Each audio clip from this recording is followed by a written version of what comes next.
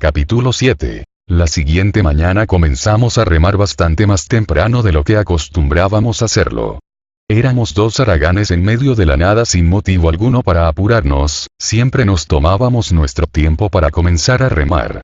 Al cabo de 2 horas de tranquila navegación, llegamos a Zabala, un pequeño campo perteneciente a 2 hermanos, quienes allí vivían con sus respectivas familias y 100 cabezas de ganado.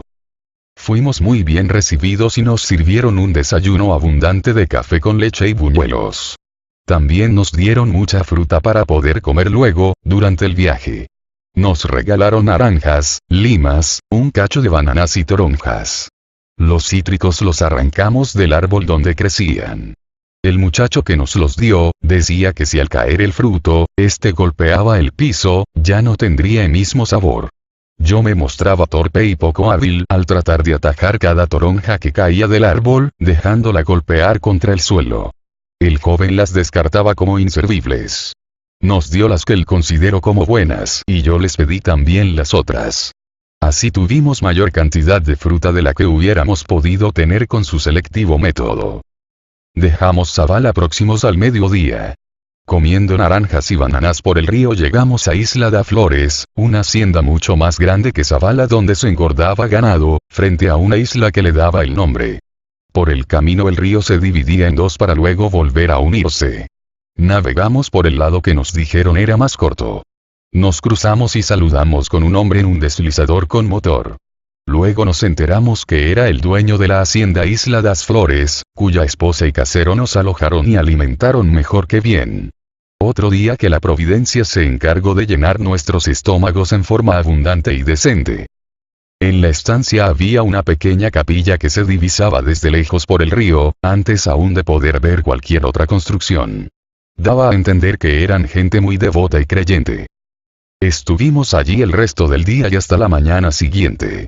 Nos duchamos en un baño confortable y dormimos en un cuarto con 2 camas, luego de una cena de arroz, porotos negros, macarrones y carne frita en trozos.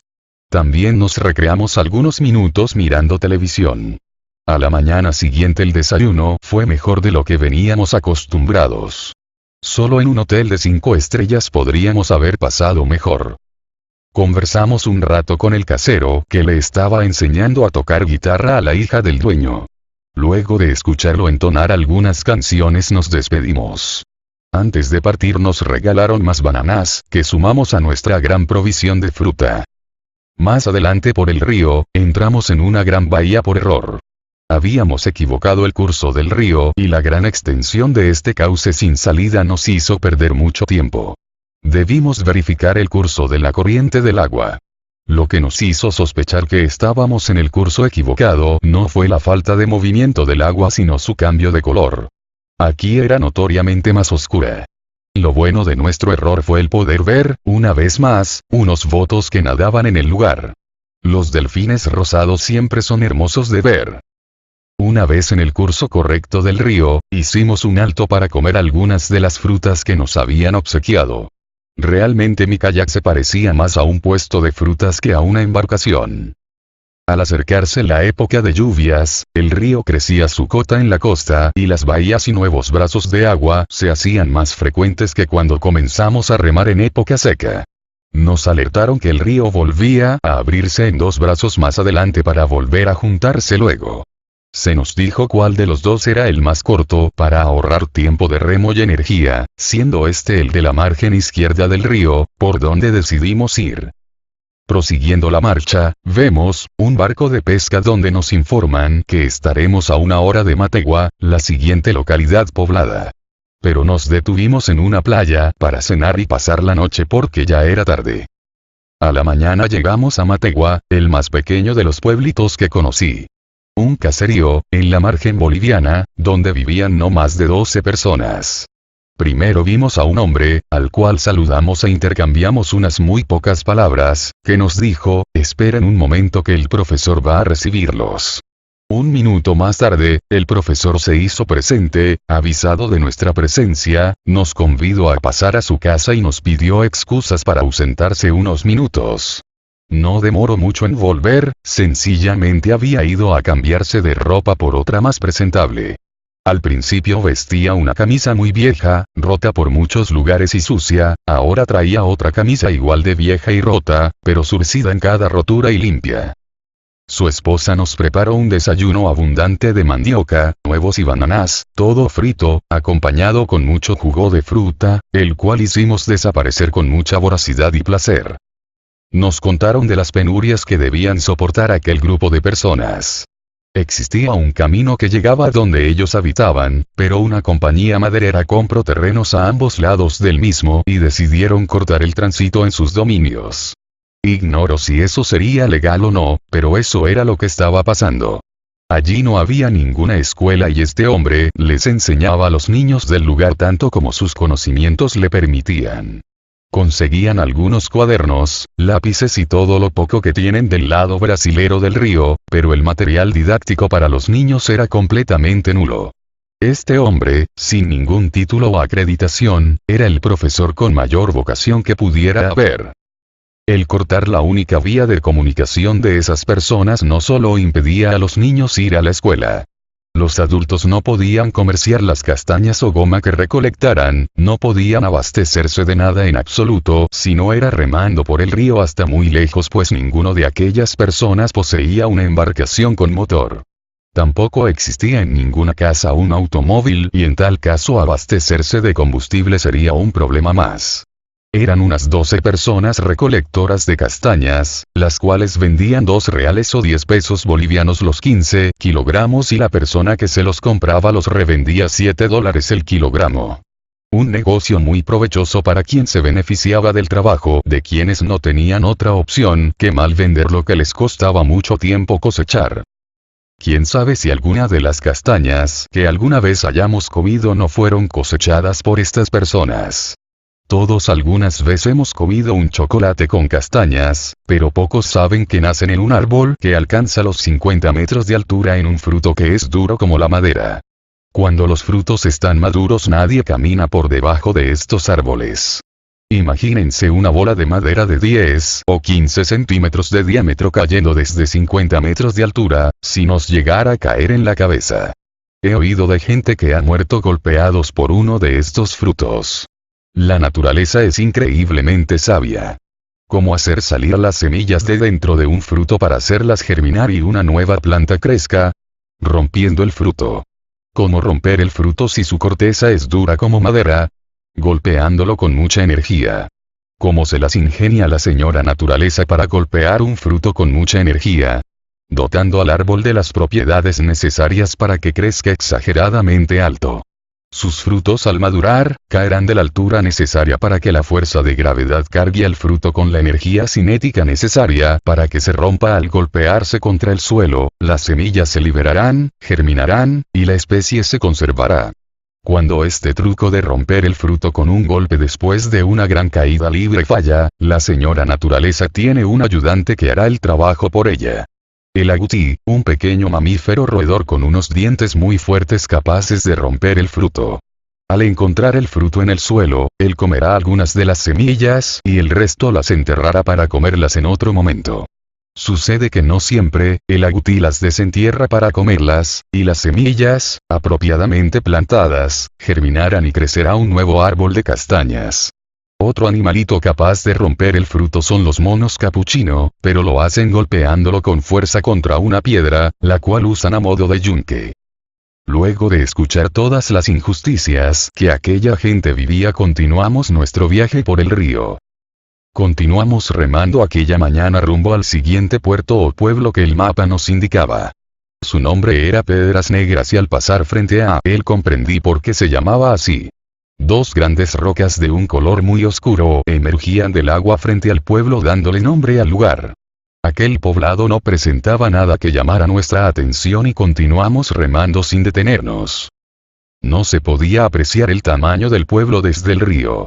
Siempre la altura de la superficie del agua es más baja que la de las calles o cualquier tipo de paisaje urbano.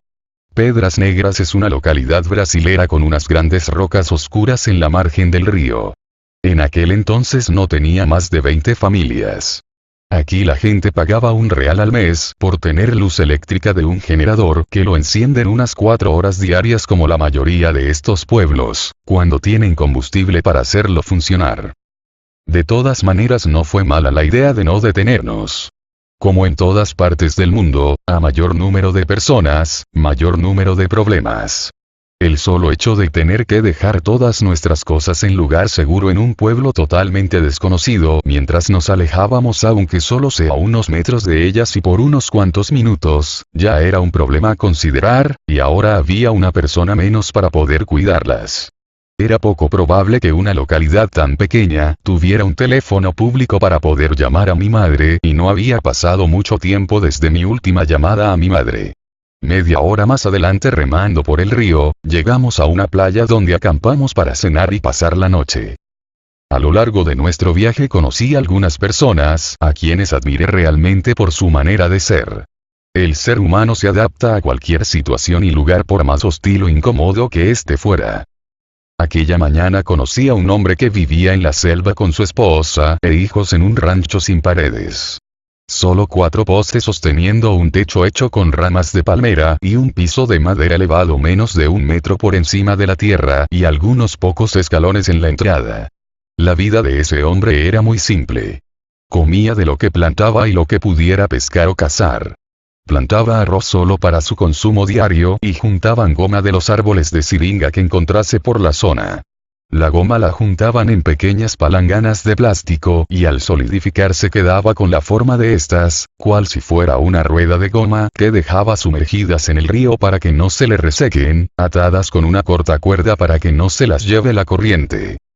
Para obtener la goma de los árboles, se hace un tajo vertical en su tronco y a los lados de este, en su parte más alta, todos los días, un nuevo tajo inclinado de modo tal que la savia que salga de corte corra hacia el vertical y se deslice hacia abajo hasta llegar a una pequeña lata que se coloca para que la junte.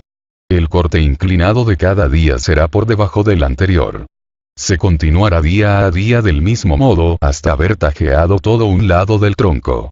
Luego se repetirá el procedimiento del lado opuesto y cuando ya no haya lugar para hacer más cortes, el árbol quedará agotado como obtención de goma. Cada círculo de goma era el producto de 150 a 200 árboles que vendía $150 el kilo. Unos $150 de ese momento. El pueblo más cercano donde vender lo obtenido, quedaba 3 días de remo en su canoa hecha de tronco ahuecado. Allí vendía su goma y regresaba remando luego de comprar algunas pocas cosas de primera necesidad. Anzuelos para pesca, aguja e hilo, alguna remera o pantalones cortos para sus hijos, algún utensilio de cocina, cosas de ese tipo. Le pregunté cómo fue que se vino a vivir en un lugar tan aislado y privado de tantas cosas. Me contestó que en la ciudad él vivía como mendigo en la calle. Allí lo poco que tenía era suyo y se ganaba el sustento honradamente, sin pedirle nada a nadie. Al vernos llegar acalorados y sudando, nos ofreció un vaso de jugo. Aceptamos muy agradecidos y mientras el hombre se encaminaba a traernos el jugo, yo pensé que jugo sería ese. No hay supermercados ni tiendas donde comprar jugo en medio de la selva. Esperaba algún tipo de fruto exprimido. El hombre volvió con un vaso de líquido color ámbar sin ningún residuo sólido en su textura. Al probarlo comprendí de qué se trataba. Era agua, a temperatura ambiente, puesto que no hay heladera ni corriente eléctrica donde conectarla, con miel disuelta en ella. Esa miel había sido recolectada en la floresta, de un panal silvestre, no de la colmena de ningún apicultor. Eso implica un gran trabajo, encontrar un panal, extraerle la miel, el peligro de ser picado por las abejas y la disolución de la miel. Sumando a eso la buena voluntad de compartirlo con un extraño.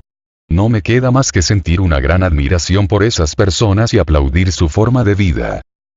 Remando lentamente llegamos a una casa donde en su frente se encontraban su dueño y uno de sus 2 hijos tratando de vaciar el pozo artesano de donde sacaban agua con un balde. El pozo de donde obtenían agua para su diario vivir, era un simple agujero en la tierra de tamaño y profundidad considerables, sin marco o pared que le rodeara y sin ningún arco donde colgar una rondana que facilite el izado del balde. Luego de saludar le preguntamos por qué querían vaciar el pozo. La respuesta fue que el agua estaba turbia, esperaban que luego de vaciado, el agua empezara a manar limpia y cristalina. Poca idea tenía aquel hombre de cómo se comporta una capa freática. Algunos pocos minutos después de haber quitado un balde de agua, una cantidad similar iba a restituir la extraída.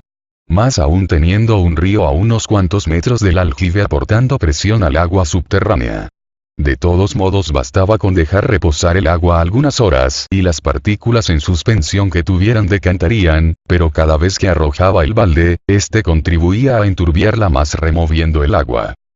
Le hice saber a aquel hombre poco mañoso que con poco dinero, en alguna localidad del lado brasilero del río podía comprar una bomba de agua manual con que succionar el líquido sin necesidad de usar un balde. También podía hacer llegar el agua hasta su casa con un simple caño plástico y un depósito un tanto elevado. En el interior de su casa no había ninguna canilla ni inodoro operativo. Recordando alguna mejora que yo había hecho en una casa de mi familia, le dije que yo ya lo había hecho, para demostrarle que era muy fácil y cualquiera podría hacerlo. La sorpresa de aquel hombre quedó expresada cuando afirmó el decirme: «Usted es ingeniero». Acá paraban por el momento, algunos trabajadores municipales que hacían mediciones topográficas del río. Utilizaban un nuevo aparato que recientemente había aparecido en el mercado. Fue así que por vez primera vi un GPS, Global Position System. Charlamos y recopilamos datos con la gente de cómo sería el río más adelante y qué encontraríamos. Cenamos con Federico, así se llamaba el dueño del lugar, y escuchamos sus historias e ideas poco sensatas. Quería comprar una bomba de agua para buscar oro en el río. Prefería gastar dinero en perseguir una quimera en lugar de utilizarlo para mejorar su vivienda que era muy precaria. Intentó insistentemente en vendernos carne de charque para comer más adelante durante el viaje. Eligió el cliente equivocado, no teníamos dinero alguno pero él no lo sabía. Armamos la carpa a la orilla del río frente a su casa. Sin darnos cuenta la instalamos encima de un hormigueo. Los pequeños insectos nos molestaron toda la noche. Los trabajadores municipales brasileros estaban desayunando con carne de jochi pintado. Un roedor que alcanza los 12 kilogramos y el 90% de su peso es comestible. Su cacería ha puesto este simpático animalito de color pardo anaranjado con bandas de manchas blanco-amarillentas redondeadas en peligro de extinción ya que solo tienen una cría por vez.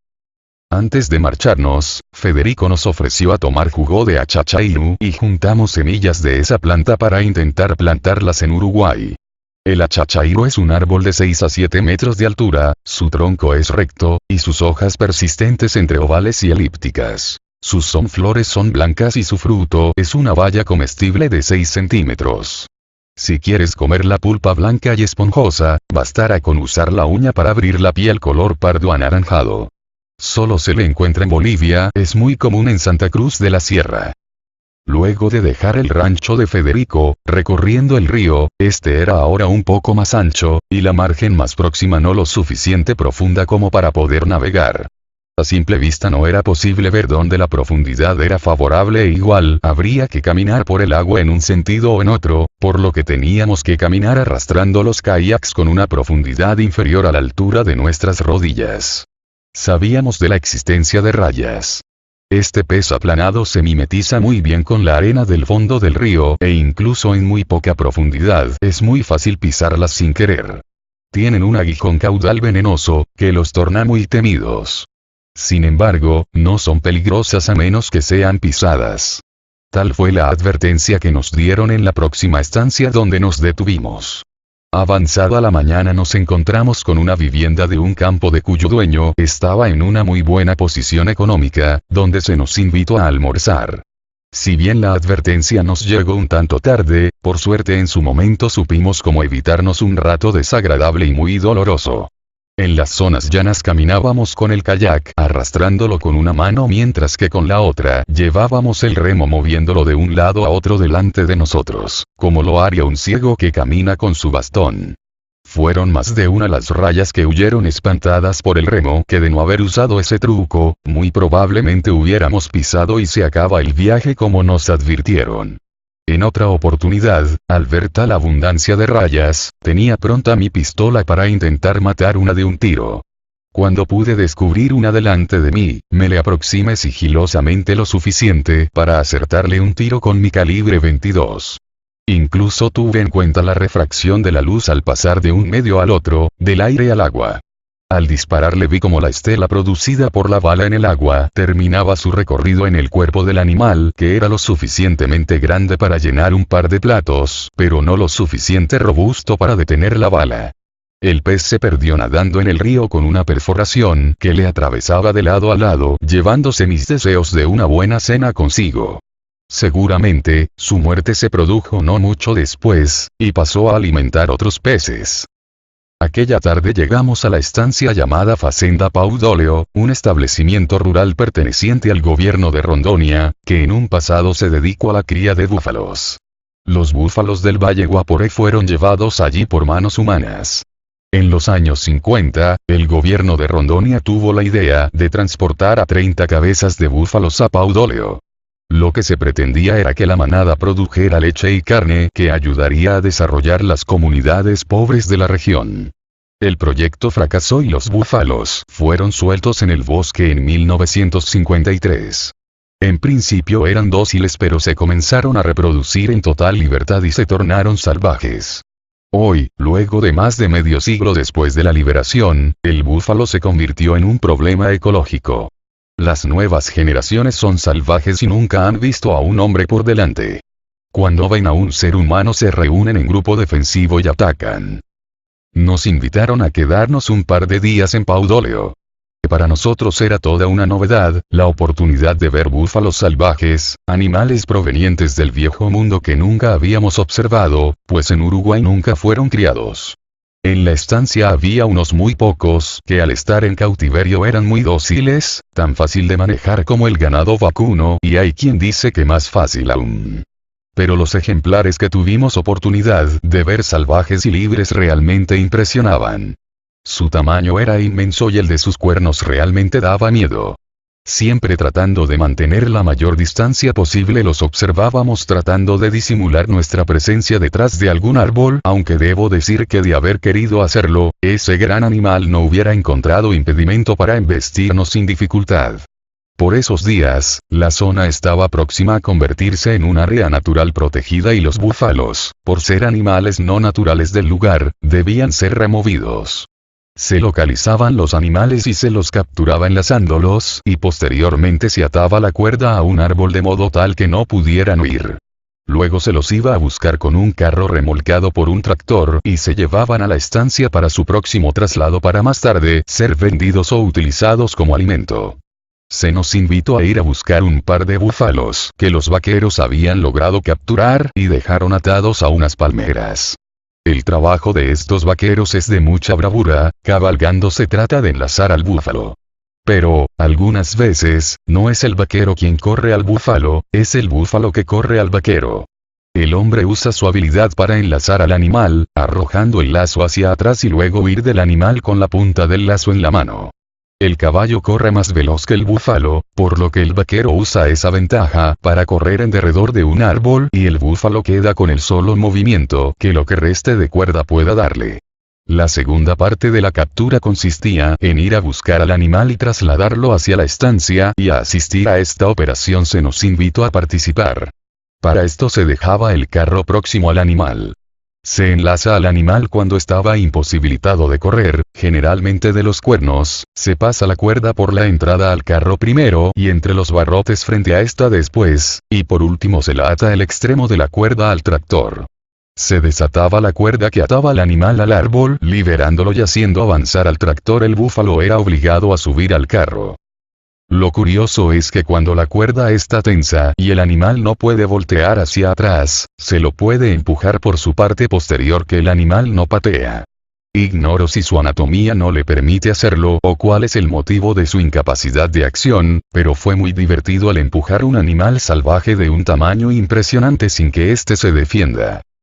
Cuando estábamos en plena tarea y el tractor hacía subir al animal hasta el carro, al llegar el búfalo a la pared del carro, el tractorista no frenó la marcha.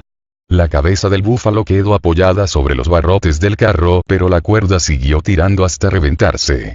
Entonces el animal se vio libre con la posibilidad de atacarnos. Rápido corrí y tomé el extremo de la cuerda, atando como pude lo sobrante para que el animal no tenga oportunidad de escapar. Fernando procedió a cerrar la puerta del carro y el hecho no pasó a más de un buen susto. Repetimos todo con el segundo animal y esta vez yo quise enlazarlo. Acerté al primer intento, enlacé un búfalo salvaje. El animal estaba atado a una palmera, pero esa parte la obvio cuando fanfarroneó. Momentos después que hablábamos de algo con Fernando, yo estaba de espaldas al animal y este intentó atacarme. Fernando al verlo me tomó de un brazo, apartándome del alcance del animal y luego bromeando me dice: "Te salve la vida". El tramo de cuerda que ataba al animal a la palmera no era más largo que la distancia a la que yo me encontraba del animal, por lo que, afortunadamente, el búfalo no hubiera podido cornearme. Pero lo mismo Fernando bromeaba con que me había salvado. En el camino de vuelta a la estancia, pasamos por una zona pantanosa donde había muchos yacarés, los cuales nos detuvimos a fotografiar. Algunos patos y garzas nadaban muy próximos a los saurios, por lo que yo pensé que alguno se almorzaría un ave, pero afortunadamente para ellas nada pasó. La cena consistió en un guiso con carne de búfalo. Yo no acostumbro comer carnes rojas, por lo que comí todo lo que no era carne, dejando los trocitos de esta a Fernando. De todos modos, todo el plato estaba impregnado de su sabor. La carne de búfalo tiene un sabor un tanto más fuerte que la carne común, una y otra no difieren mucho, por lo que se puede afirmar que quien gusta de la carne de vaca común gustará también de la de búfalo. La carne de búfalo de agua es tierna y magra. Las tasas de crecimiento de búfalos son por lo menos tan bueno como el ganado en mala alimentación, y se alimentan mejor en condiciones pantanosas. Sin embargo, no pueden competir con las tasas de crecimiento de ganado en buena alimentación. Las vacas lecheras producen más cantidad de leche que las búfalas, pero la leche de búfala tiene el doble de contenido de grasa, y una tercera proteína, más que la leche de vaca, la cual solo tiene 2 proteínas diferentes. Esto hace a la leche de búfala de mejor calidad que la de vaca, con mayor cantidad de sólidos, muy buena para la producción de quesos. A la noche se nos asignó una habitación con 2 camas donde dormir. Al ver la ropa de cama se me ocurrió una idea. Me apropié de una sábana con la idea de utilizarla como vela en una embarcación. El casco del nuevo bote estaría formado por los 2 kayaks atados juntos, una suerte de catamarán pero sin espacio entre los 2 cascos. En un futuro procure conseguir trozos de caña apropiados para darle mayor estabilidad a la embarcación, atándolos cruzados a los kayaks por debajo y encima de los mismos. A los 2 trozos de caña que unirían la proa iría otro tramo de caña más largo en sentido vertical que cumpliría la función de mástil, donde colgaría la sábana que tenía impresas las palabras Paudóleo, extendida con otros trozos de caña que harían de vergas para poder embolsar mayor cantidad de viento. Era un proyecto muy interesante de realizar, pero nunca lo llevamos a cabo. El viento era siempre contrario a nuestro curso a seguir y mis conocimientos de navegación a vela son nulos. De haber sido el viento favorable lo hubiera intentado. Nuestra velocidad hubiera aumentado considerablemente con menor esfuerzo.